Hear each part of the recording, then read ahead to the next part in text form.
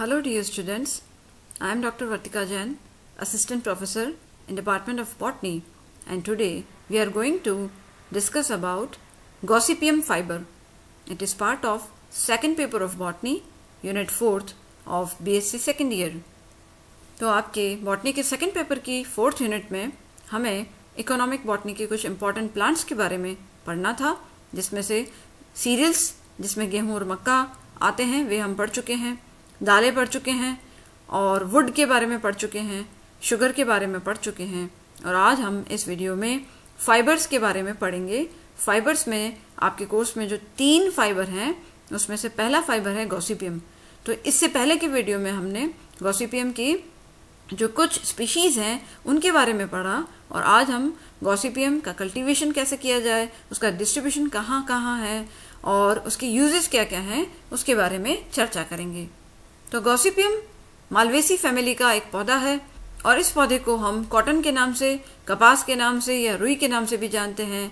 और इसके जो बीज हैं उसके ऊपर जो सतही तंतु होते हैं वे तंतु ही इसके रेशे हैं जिसे हम कमर्शियली यूज में लेते हैं। तो मालवेसी फैमिली का यह पौधा है Gossypium species. Now distribution of this plant, अगर कॉटन की बात करें तो कॉटन वर्ल्ड में सबसे ओल्डेस्ट फाइबर के नाम से जाना जाता है और इवन ग्रीक और रोमन लिटरेचर में भी इसका रेफरेंस मिलता है। और भारत का जो ऋग्वेद है उसमें भी कॉटन थ्रेड्स का वर्णन मिलता है।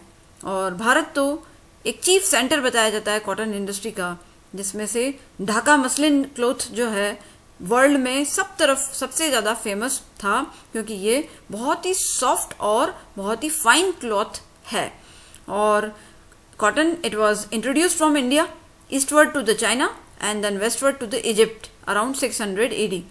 और उसके बाद भारत के अलावा और भी कई देशों में इसका कल्टीवेशन किया जाने लगा as a textile fibre around 1300 to 1400 AD। और जो अरेबियन ट्रेडर्स थे उन्होंने कॉटन को अफ्रीकन कॉन्टिनेंट में लेके गए।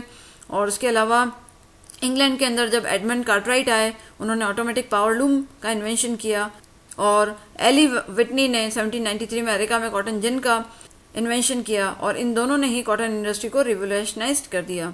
और वर्ल्ड में आजकल कॉटन जो है Russia, India, America, China, Pakistan, Brazil, Turkey, Egypt, Mexico, Sudan, इन सभी कंट्रीज में ग्रो की जाती है। नियरली 85% वर्ल्ड का टोटल प्रोडक्शन का कॉटन यहीं से आता है। और वर्ल्ड में सेकेंड लार्जेस्ट प्रोड्यूसर के रूप में कॉटन के इंडिया को माना जाता है। भारत में तो कॉटन ग्रोइंग जो स्टेट्स हैं मुख्यतः महाराष्ट्र है, गुजरात, कर्नाटक, मध्य प्रदेश, तमिलनाडु और पंजाब, राजस्थान, हरियाणा में भी कुछ मात्रा में कॉटन का कल्टीवेशन किया जाता है, परंतु मेजर प्रोडक्शन जो है वो गुजरात के अंदर होता है। और गॉसिपियम हिरसुटम स्पीशीज भारत में सर्वाधिक उगाई जाने वाली स्पीशीज है। उसके बाद गॉसिपियम आर्बोरियम को उगाया जाता है, फिर गॉसिपियम हर्बेसियम और गॉसिपियम बार्बेडेंस कुछ स्मॉल एक्सटेंट तक इसको कल्टीवेट किया जाता है। Now the botanical characteristics of this plant, तो यह पौधा एनुअल या पेरिनियल श्रब है। इसकी हाइट 1 to 2 मीटर तक हो सकती है। इसकी पत्तियां सिंपल होती हैं परंतु पामेटली लोब्ड होती हैं, जिसमें इसके बेस पे 2 स्टिप्यूल्स अनुपर्ण भी दिखते हैं। इसके फ्लावर सॉलिटरी एक्सिलरी होते हैं, जैसे आपने गुड़हल में देखा एकल कक्षस्थ पुष्प, और रेगुलर होते हैं, बाइसेक्सुअल होते हैं, अर्थात मेल और फीमेल एंड्रोशियम और गैनोशियम एक ही फ्लावर के अंदर मिलते हैं। और बड़े बड़े फ्लावर्स, लार्ज फ्लावर्स और शोई फ्लावर्स होते हैं। इनका येलो रंग का कोरोला होता है जिसमें क्रिम्सन रेड कलर का इसके अंदर गैनेशियम मिलता है। और कैलिक्स कप शेप्ड होता है जिसमें 5 परसिस्टेंट सेपल्स मिलते हैं। ये इसकी खासियत है कि चिरस्थायी बाह्य दल इससे अंदर मिलते हैं। और कोरोला में 5 पेटल्स होते हैं जो कि कॉर्नेट होते हैं एट द बेस पे जुड़े हुए दिखते हैं। और इसके अलावा स्टेमिन्स जो होते हैं न्यूमरस बहुत अधिक होते हैं और सभी जुड़कर एक स्टेमिनल ट्यूब बनाते हैं और इसे मोनोएडेल्फस कंडीशन आप कहते हैं, जिसे एक संघी पुंकेसर अवस्था भी कहते हैं। और गैनेशियम में 3 से 5 कार्पल्स होते हैं जो कि जुड़े हुए होते हैं, यानी युक्तांडपी कंडीशन, सिन कार्पस कंडीशन इसमें मिलती है। और हाइपोगाइनस कंडीशन है, अर्थात ओवरी सुपीरियर होती है और 3 to 5 लॉक्यूल्स उसमें मिलते हैं। फ्रूट कैप्सूल होता है जो कि लॉक्यूलिसिडल कैप्सूल होता है, कोष्ठ विदारक कैप्सूल है और जिसमें 3 से 5 कोष्ठ मिलते हैं। और कॉमनली इसको कॉटन बॉल के नाम से हम जानते हैं। और कैप्सूल की जो हर कोष्ठ है उसमें लगभग 9 से 11 सीड्स तक या 13 सीड्स तक भी मिल सकते हैं। और जो सीड्स होती हैं, बीज की जो सरफेस सतह होती है, it is enveloped by long soft and white या क्रीमी कलर के हेयर से ढके हुए होते हैं। और यही जो फाइबर्स होते हैं, ये सतही रेशे होते हैं जो कि रुई के रूप में हम इस्तेमाल लेते हैं। Now climatic requirements to grow cotton crop. तो कॉटन का कल्टीवेशन जो है प्लेस टू प्लेस वेरी करता है depending on the climate and soil. Bharat के अंदर मेनली इसे खरीफ क्रॉप के रूप में उगाया जाता है और commercially at the altitude of 900 metre तक इसकी खेती की जा सकती है। और this plant requires a frost free growing season of 200 days. तो 200 दिन तक का इसको रिक्वायरमेंट होती है। इसमें सनशाइन एबेंडेंस होनी चाहिए और इसका वार्म यूनिफॉर्म टेम्परेचर होना चाहिए। 21 डिग्री से कम टेम्परेचर नहीं होना चाहिए और अबोव 44 डिग्री भी नहीं जाना चाहिए। और वार्षिक वर्षा का जो औसत है वो 75 से 250 सेंटीमीटर तक इसके लिए उपयुक्त होता है। और a relatively drier season is required during flowering and there should be no rainfall during the ripening of the capsules, क्योंकि अगर बारिश होगी तो जो फाइबर उस कैप्सूल में लगेंगे वो फंगस से ग्रसित हो सकते हैं और डिस्कलर्ड भी हो सकते हैं। और ये डिफरेंट टाइप की सॉइल्स पे ग्रो करती है, स्पेशली डीप फ्राइबल सॉइल इसके लिए उपयुक्त होती है जिसमें गुड ह्यूमस कंटेंट हो।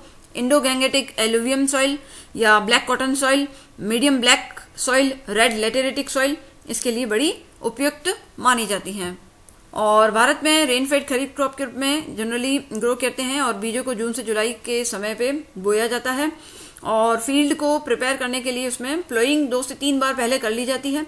उसके बाद ब्रॉडकास्ट किया जाता है सीड्स को या फिर सूटेबली स्पेस्ड पंक्तियों में उन सीड्स को डाला जाता है। जनरली सीड्स जो होते हैं उसके ऊपर चिपके हुए होते हैं because they are covered by the fuzzy fibres.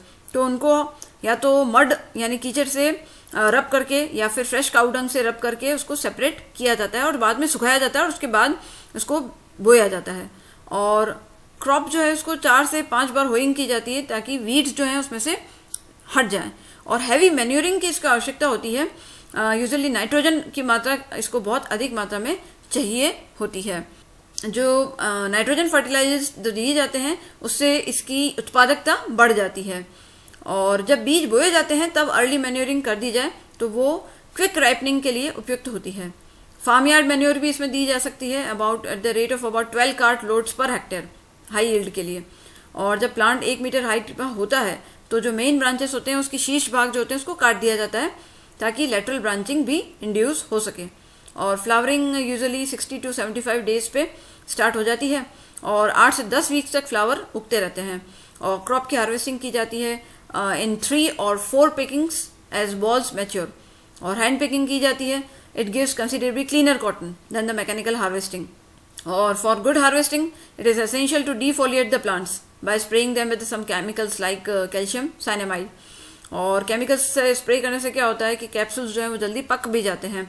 और जो फजी सीड्स होते हैं they are usually separated from the bolls in the field usually by rubbing.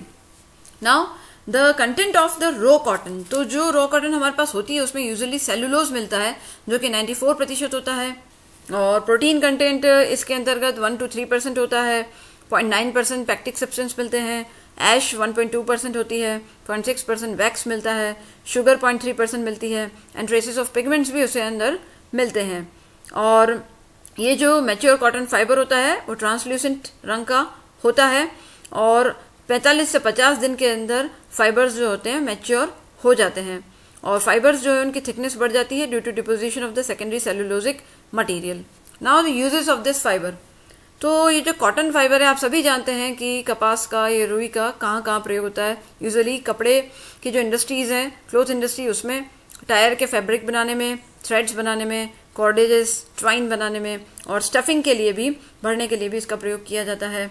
और कॉटन के कई प्रकार हैं जैसे मर्सराइज्ड कॉटन है। It is prepared by treating fibres with caustic soda which imparts the high lustre and silky appearance to the fibre. और दूसरी होती है एब्जॉर्बेंट कॉटन। एब्जॉर्बेंट कॉटन जो होती है it is obtained by thoroughly cleaning the oily covering of the fibre and therefore it consist of almost pure cellulose. और ये basic raw material बनाती है plastic industry, rayon industry and explosive industry का। और इसके अलावा एक और होती है वाटर रिपेलेंट कॉटन। तो वो प्रिपेयर की जाती है by treating the cotton fibres with sodium ammonium stearate and aluminium acetate. और इसका मुख्यतः यूज किया जाता है आवनिंग में, टेंट बनाने में, अदर प्रोटेक्टिव कवरिंग में। और स्टफिंग में तो इसको हम जानते ही हैं कि आपके गद्दे तकिए भरने में, रजाई भरने में कॉटन का प्रयोग किया जाता है. And cotton seeds they are rich in the proteins and vitamins of the B complex and they are also use as a cattle feed. और इसको डिमल्सेंट के रूप में, लैक्सेटिव के रूप में, गैलेक्टोगॉग एक्सपेक्टोरेंट के रूप में भी यूज किया जाता है. इसके बीजों का जो डिकॉक्शन काढ़ा है and it is use in the treatment of dysentery and also in intermittent fever. और कॉटन सीड्स यानी इससे तेल भी निकलता है जो कि एडिबल वेजिटेबल ऑयल है. तो आप जानते हैं बिनोले का तेल बाजार में मिलता है. और इसकी जो लो ग्रेड्स होती हैं ऑयल की, वो साबुन इंडस्ट्री में, लुब्रिकेंट्स बनाने में, सल्फोनेटेड ऑयल बनाने में भी और प्रोटेक्टिव कॉटिंग्स बनाने में भी यूज में ली जाती है. इवन ये जो कॉटन सीड ऑयल है, it is also use as a substitute for olive oil in pharmaceutical industries. और जो ऑयल को एक बचता है, it is an excellent fertiliser and the stock feed. तो इस प्रकार से कॉटन एक बहुत महत्वपूर्ण फाइबर है जो कि कई इंडस्ट्रीज में इस्तेमाल लिया जाता है. और हम जानते हैं कि सूती वस्त्रों की कितनी कीमत है. तो ये फाइबर देने वाला पौधा है Gossypium species from the family Malvaceae. And in the next video, we are going to study about processing of the cotton fiber. Thank you very much.